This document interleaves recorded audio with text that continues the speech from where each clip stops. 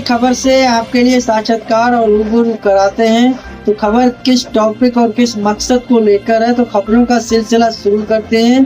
तो दोस्तों बने रहिए खबर के अंत तक। खबर सूत्रों सौजन्य द्वारा प्राप्त खबर अपने चैनल के माध्यम से आप सभी तक खबर से अवगत कराने का प्रयास। तो दोस्तों, वर्कलोड से 26 साल की सीए की मौत। कारपोरेट में काम करते युवाओं ने कहा जान लेकर ही रुकेगी 99 की दौड़। आदाब, मैं हसरुद्दीन, आप देख रहे हैं जलाल न्यूज 901 टीवी चैनल के माध्यम से आप सभी श्रोताओं के लिए इस खबर से रूबरू और साक्षात्कार करा रहे हैं। तो वो इस प्रकार है, पुणे के अनसरेट एंड यंग में काम करने वाली एक युवती की कथित तौर पर वर्कलोड से मौत हो गई। 26 वर्षीय कर्मचारी की मां का आरोप की कंपनी ज्वाइन करने के कुछ ही महीनों के भीतर उसकी भूख नींद सब खत्म होने लगी। जिसका ये अंजाम हुआ, ये तो एक्सट्रीम केस है, लेकिन कारपोरेट में काम करने वालों के लिए वर्क प्रेशर नई बात नहीं। कारपोरेट कल्चर का जिक्र आने पर दिन रात काम करते हुए युवा चेहरों की तस्वीर अपने आप खिंच आती है, लेकिन 24 घंटे काम या इसका तनाव जानलेवा साबित हो रहा है। पुणे एंट्रेंस यंग में काम करने वाली अन्ना सेबेस्टियन की मौत इसी कारपोरेट का खौफनाक चेहरा सामने लाती है। यहाँ काम करने वाले कई लोगों से आज तक इनने बात की और जाना कि 24 साल के असल मायने क्या हैं और ये कितना घातक साबित हो रहा है। शुरुआत करते हैं डेटा से। दफ्तरों में होने वाले दिक्कतों पर बात करने वाले global think tank UKG workforce industries ने मार्च 2024 में एक आंकड़ा जारी किया जो चौंकाता है। इसके मुताबिक भारत में काम कर रहे करीब 78% कर्मचारी बर्न आउट की शिकायत करते हैं। ये वो स्थिति है जब मन और शरीर दोनों इतनी थकान से भर जाएं कि वो कुछ भी प्रोडक्टिव ना हो सके। ये बर्न आउट कितना असल है, इसका अंदाजा इस बात से लगा लें कि इनमें से 64% लोगों ने माना कि अगर थोड़ी तनख्वाह कटवाने पर उनका वर्कलोड कम हो सके तो वो खुशी तैयार हैं। सबसे लंबा खिस्सा है तो किस तरीके से। इंटरनेशनल लेबर ऑर्गेनाइजेशन का भी कहना है कि भारत दुनिया के उन टॉप देशों में से है जहां वर्क वीक सबसे लंबा होता है और औसत कामकाजी भारतीय हफ्ते में लगभग 48 घंटे काम करता है। वहीं अमेरिका में ये लगभग 37 घंटे, जबकि यूके में 36 घंटे है। हमारे यहाँ लेबर लॉ सप्ताह में 48 घंटे काम की इजाजत देता रहा है। यहाँ तक भी ठीक है, लेकिन कारपोरेट की स्थिति कहीं ज्यादा खराब है। कोविड में वर्क फ्रॉम होम के दौरान काम के घंटे जो खींचते ही चले गए। ये शिकायत कारपोरेट में काम करते लगभग सबकी है। इस बार में हमारी बेंगलुरु, मुंबई और पुणे की कई बड़ी कंपनियों के एम्प्लॉइज से बात हुई। नाम जाहिर न करने की शर्त पर मुंबई के एक कारपोरेट में मिड लेवल कर्मचारी कहते हैं, रोज कई क्लाइंट और रोज कितनी ही डेडलाइन हमारे सिर पर रहती है। कुछ ही मिस ना हो जाए, इसके लिए मेरे लैपटॉप से लेकर घर की वर्क वॉल पर भी स्टिकर लगे हैं। इसके बाद भी काम पूरा नहीं होता। वैसे तो शिफ्ट 9 घंटे की है, लेकिन पिछले 3 सालों में एक बार भी वक्त पर लैपटॉप बंद नहीं हो सकता। तब काम बदल या छोड़ क्यों नहीं देती, बस 5 साल और फिर अपनी कुछ करूंगी। ये कहते हुए चेतना आगे जोड़ती है, ये 99 की रेस है, जान जाएगी तभी रुकेगी। ऑड टाइम पर होती है ऑनलाइन मीटिंग। इंटरनेशनल एमएनसी में काम करने वाली चेतना भगत के लिए जूम कॉल सबसे बड़ा टॉर्चर है। वे बताती है कि हमारा हेड ऑफिस न्यूयॉर्क में बैठता है, उनसे कदम ताल के लिए हमें 24 घंटे तैयार रहना पड़ता है। आए दिन कोई ईमेल आता है जिस पर बहुत ही सभ्य जबान में वो मीटिंग का वो समय मेंशन होता है। जो हमारे लिए देर रात है या अल-सुलह, हम कभी मना नहीं कर सकते। हर वक्त इस बात ही लिखना पड़ेगा, वरना अप्रैल जल्द नहीं मिलेगा। मैटरनिटी लीव से लौटी अर्चना कहती है, इतने वक्त बाद काम पर लौटी तो वैसे ही दुखी लगी हुई थी। बॉस तक बदल चुके थे, वे मेरे काम के बारे में सुनी सुनाई ही जानते हैं। आने के 2 हफ्ते तक तो मुझे साइडलाइन करके रखा गया, फिर ऐसा काम दे दिया जो मेरे तजुर्बे से काफी कम है। शिकायत करने पर मुझे शिफ्ट ड्यूटी में डाल दिया। अब छोटी बच्ची को छोड़कर मैं शिफ्ट कर रही हूँ। वर्क लाइफ बैलेंस एकदम खत्म हो गया। शुरुआत में घर के लोगों ने मदद की थी, अब वे भी मुझे मेरे हाल पर छोड़ चुके।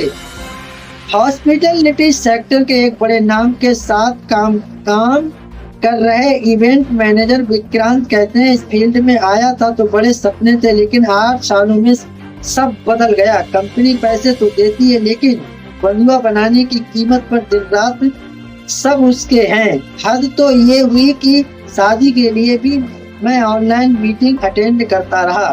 शादी के बाद रिश्ते में तनाव रहने लगा। पत्नी अलग प्रोफेशन से है, वो काम तो समझती है, लेकिन इस सेक्टर की उलझने नहीं। बात इतनी खिंची कि अलगाव तक नौबत आ गई, लेकिन घर गाड़ी के लिए इतने लोन ले चुका कि बीच में नौकरी बदलने की भी हिम्मत नहीं। कॉर्पोरेट से जुड़े लगभग सभी कर्मचारी तो वर्क लाइफ बैलेंस की शिकायत करते हुए ये भी मानते हैं कि वे मुट्ठी सकरे गले वाली बोतल में डाल चुके हैं। अब हाथ निकालने या फंसाए रखने दोनों ही स्थितियों में खतरा है। भारत में कामकाजियों के हाल अब जापान की तरह हो चुके हैं। दरअसल जापान में 70 से दशक में एक टर्म करोसी खूब चलाता है। इसका मतलब है ज्यादा काम से मौत हुआ, क्योंकि दूसरे विश्व युद्ध के बाद हुए परमाणु विस्फोट और हार के दुख को मिटाने के लिए जापानियों ने काम में मन लगाया, और ऐसा लगाया कि ये जुनून में बदल गया। लोग इतना काम करने लगे कि दफ्तरों में मौतें होने लगी थी। दफ्तरों से घर लौटते हुए लोगों पर कई प्रोफेशनल्स ने तस्वीरें भी खींची थी। इस सीरीज को द मैन मशीन नाम दिया गया था। इसमें उम्मीदें आपस में दबे कुचले, यहाँ तक कि खड़े खड़े सोते हुए लोग लिखते हैं। कुछ यही स्थिति अब हमारे यहाँ कारपोरेट में हो चुकी है। ताजा मामले पर कंपनी ने दिया बयान। अन्ना की मौत के बाद उनकी मां ने नाराजगी जताई कि अंतिम संस्कार में कंपनी से कोई भी शामिल नहीं हुआ। अब इस पर ईवाई का संवेदना जताता हुआ स्टैंड जारी हुआ है। कंपनी कहती है कि अन्ना उनकी पुणे में ऑडिट टीम का हिस्सा थी। संभावनाओं से भरा उनके करियर पर इस दुखद घटना की वजह से पूर्ण विराम लग गया। परिवार को हुए इस नुकसान की भरपाई हालांकि मुमकिन नहीं, लेकिन हमेशा की तरह इस मुश्किल वक्त में हम उनकी हर संभव सहायता कर रहे हैं और करते रहेंगे। हम अपने कर्मचारियों की भलाई सबसे ऊपर रखते हैं और भारत स्थित अपनी सदस्य फार्म्स के सभी 10,000 एम्प्लॉई को एक स्वस्थ माहौल दिलवाने पर काम करते रहेंगे। ईवाई ने एक्सप्लोर अकाउंटिंग कंपनी में काम करने वाली कर्मचारी की मौत, मां ने कहा वर्कलोड ज्यादा था। EY employed death. केरल की चार्टर्ड अकाउंटेंट अन्ना सेबेस्टियन पिरायल ने मार्च में Ernst and Young company join किया। पीड़ित की मां ने बेटी की मौत के पीछे कंपनी की लापरवाही रवैये की जिम्मेदारी को ठहराया है। भारत महाराष्ट्र के पुणे में एर्नेस्ट एंड यंग कंपनी में काम करने वाली एक 26 साल की कर्मचारी की मौत पीड़िता मां की अकाउंटिंग फर्म को लिखे पत्र में कहा उसकी मौत ज्यादा वर्कलोड की वजह। केरल के अकाउंट चार्ट अन्ना सेबेस्टियन पिरायल मार्च ज्वाइनिंग की थी। अनीता और स्टैन ने E&Y के चेयरमैन राजीव मेवानी के नाम लिखे पत्र में इस बात पर दुख जताया कि कंपनी से जुड़ा कोई भी शख्स उनकी बेटी के अंतिम संस्कार में नहीं शामिल हुआ। ईवाई अन्ना सेबेस्टियन की पहली नौकरी थी और वो कंपनी में शामिल होने के लिए काफी उत्साहित थी। अपनी बेटी को योद्धा बताते हुए ऑगस्टीन ने कहा, उसने स्कूल के साथ साथ कॉलेज में भी अपनी सभी परीक्षाओं में टॉप किया और ईवाई में बिना थके काम किया। उसने कंपनी की मांगों को पूरा करने के लिए हर कोशिश की। ऑगस्टीन ने कहा, वर्कलोड, नया वातावरण और लंबे वक्त का काम करने से उस पर शारीरिक, भावनात्मक और मानसिक रूप से बहुत बुरा असर पड़ा। उन्होंने आगे बताया कि अन्ना को जल्दी ही चिंता, रातों में अनिद्रा और तनाव का सामना करना पड़ा। ऑगस्टीन ने पत्र में कहा, मेरी बेटी खुद को आगे बढ़ाती रही और मानती रही कि कड़ी मेहनत ही सफलता की चाबी है।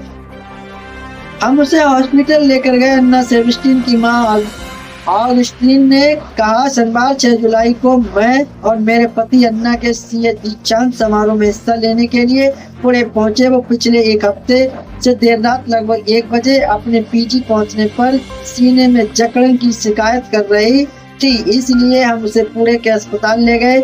उसका ईसीजी नॉर्मल था। कार्डियोलॉजिस्ट हमारी डर को दूर करने के लिए आए। उन्होंने हमें बताया कि उसे पर्याप्त नींद नहीं मिल रही थी और वो बहुत देर से खाना खा रही थी। पीड़िता की मां ने बताया, डॉक्टर ने पेट में बनने वाले एसिड को खत्म करने के लिए दवाएं दी, जिससे हमें यकीन हुआ कि ये कोई गंभीर बात नहीं। हम कोच से आए थे, लेकिन उसने डॉक्टर को दिखाने के बाद पहले की तरह काम करना शुरू कर दिया।